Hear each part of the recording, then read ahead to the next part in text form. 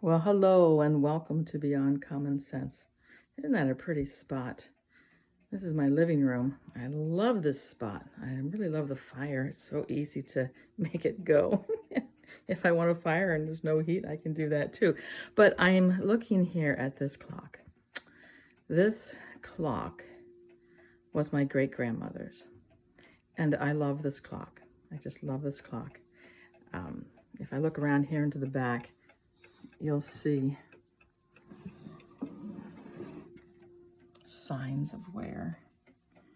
And I know I'm way too sentimental, but when I see that signs of wear, my grandmother was born in 1898. So this was her parents. I don't know when they bought it, but I think of all the times that has been opened, and I think of all the times, hang on,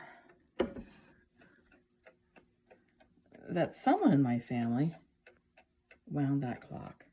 And I think, wow, here it sits just ticking off time with this in front of it to keep as a good reminder.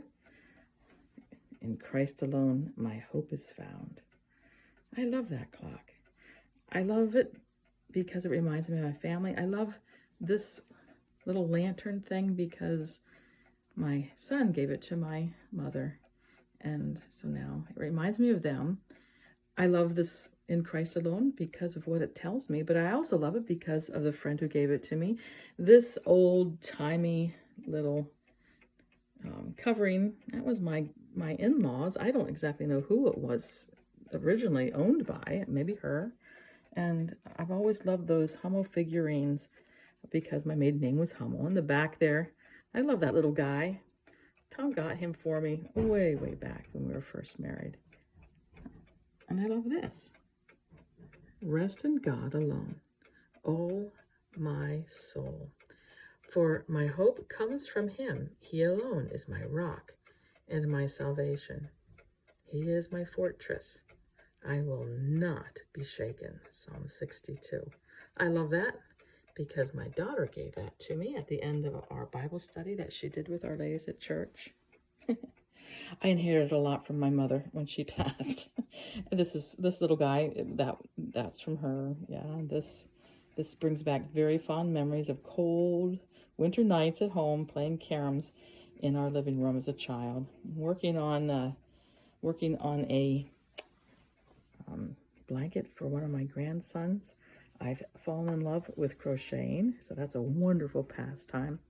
But look at this verse here. This is where I want to end. This is going to be a short one.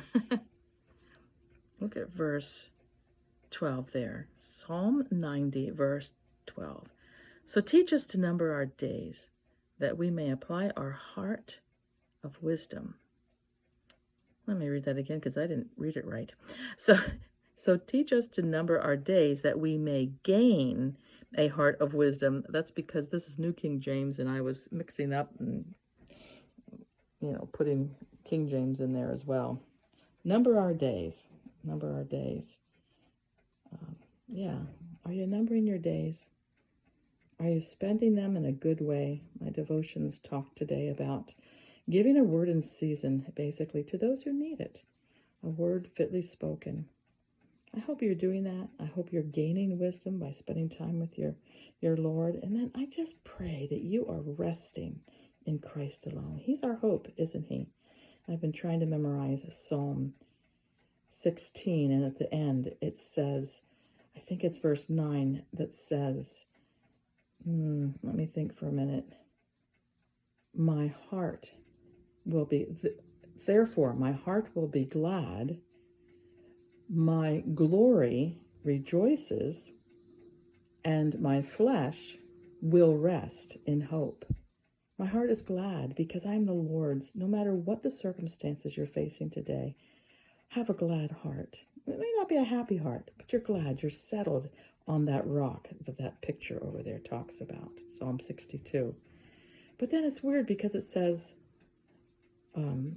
my glory rejoices. I thought, what in the world does that mean? And after studying that a little bit and thinking about it, I thought, when I have a victory in my life and I'm doing a good work And I'm so excited and thankful. I'm not getting the glory for that.